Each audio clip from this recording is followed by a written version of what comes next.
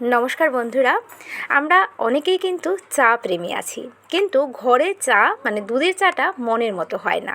কিন্তু রেস্টুরেন্টে বা ধাবাতে গিয়ে খেলে দাম পড়ে যায় 150 বা 200-র মতো। কিন্তু বাড়িতে এই চাই যদি আমরা একদম কম টাকা দিয়ে বানিয়ে খাই, তো আজকে এই ভিডিওটা নিয়ে চলে এসেছি। আশা করছি তোমাদের ভালো লাগবে। চায়ের রং, কালার, সব কিছু ফ্লেভার সব কিছু ঠিক রেখে কীভাবে চা বানাবে। তো চলো পুরো ভিডিওটা দেখে নাও। তো রেস্টুরেন্টে বা ধাবাতে কীভাবে চা বানায়, প্রথমেই এলাচ আর 1 ইঞ্চির মতো আদা নিয়ে নেবে। নিয়ে খুব ভালোভাবে একটা কিছু দিয়ে এটাকে খুব ভালোভাবে থেতলে নেবে। এলাচ দিলে খুব সুন্দর একটা ফ্লেভার আসে, মিষ্টি মিষ্টি একটা ফ্লেভার, আর আদার একটা স্ট্রং ফ্লেভার, দুটো মিলেমিশে একদম অন্যরকম একটা ফ্লেভার চলে আসে। এবার গ্যাসটা বসিয়ে নিয়েছি। এবার আসি আরেকটা স্টেপে। 2 চামচ চিনি দিচ্ছি। অনেকেই কিন্তু ক্যারামেল চাটা খেতে পছন্দ করে না, কারণ ক্যারামেলের একটা স্ট্রং ফ্লেভার থাকে। তার জন্য আজকে ক্যারামেলের যে একটা ফ্লেভার ওইটাও থাকবে, ধাবা স্টাইল, মানে সব কিছু মিলেমিশে অনবদ্য একটা চা তৈরি করছি। 2 চামচ চিনি দিয়েছি, 1 চামচের মতো জল দিয়ে।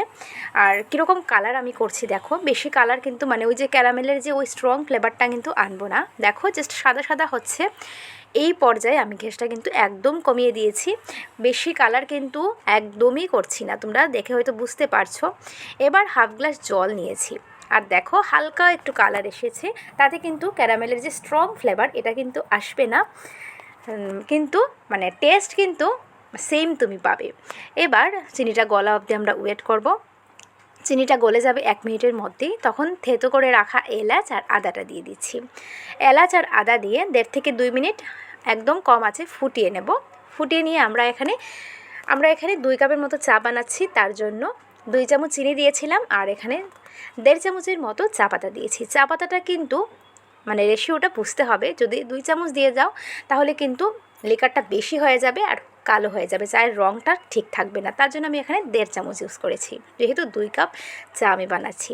এবার ঘড়ি ধরে ঠিক 2 মিনিট আমরা এটাকে ফুটিয়ে নেব। এবার এখানে যদি তুমি এই লিকারটাকে 4-5 মিনিট ফুটাতে থাকো তাহলে কিন্তু এর কালারটা নষ্ট হয়ে যাবে, এটা কিন্তু মাথায় রাখতে হবে। তো দেখো আমি ঘড়ি ধরে ঠিক 1.5 থেকে 2 মিনিট ফুটিয়ে নিয়েছি। আর তাতে কী হবে, আদা, এলাচ, তারপর লিকারের সব কালার কিন্তু বেরিয়ে আসবে, আর ফ্লেভারটাও। এখানে 1 কাপের মতো ঘন জাল করে রাখা দুধ দিয়েছি। তো দুধটা দিতেই দেখো কালারটা জাস্ট মানে ওয়াও কালারটা চলে এসেছে। এখনও কিন্তু জাল টাল কিছুই হয়নি। এবার আবারও ঘড়ি ধরে 1.5 থেকে 2 মিনিট, বেশি না। এখন যদি বেশি ফুটাও বা 3 থেকে 4 মিনিট ফুটাও, কালার কিন্তু একদম নষ্ট হয়ে যাবে, চাটা তিতা তিতা করবে, মানে খাওয়ার ওই রুচিটাই থাকবে না। ঠিক 1.5 থেকে 2 মিনিট এটাকে একটু ফুটিয়ে নেব, আর একদম হালকা আছে, বেশি আঁচ কিন্তু এখানে দেওয়া যাবে না। বেশি আঁচ দিলে দুধটা কিন্তু কালো হয়ে যাবে, রঙটা নষ্ট হয়ে যাবে, চায়ের টেস্টটাও চেঞ্জ হয়ে যাবে। তো যখন দেখবে, আর মাঝে মধ্যেই এভাবে চামচ দিয়ে কিন্তু এটাকে একটু নাড়া দেবো, আর ওপর থেকে দেখো মালাইটা খুব সুন্দর জমে আসছে। এবার এটা আমি নামিয়ে নেব। আর দেখেছো তোমরা কম আঁচে এটাকে ফুটিয়েছি, বেশি কিন্তু আঁচ করিনি। এবার ছেঁকে নিয়েছি। এবার জাস্ট তোমরা লুকটা দেখো চায়ের। আর চাটা সবসময় একটু ওপর থেকে ঢালবে, তাহলে দেখবে ধাবাতে বা রেস্টুরেন্টে যে মানে একটা বুদবুদ উঠে ওই রকম কিন্তু চাটা দেখলেই তোমার খেতে ইচ্ছে করবে, এত টেস্ট হয় এই চাতে।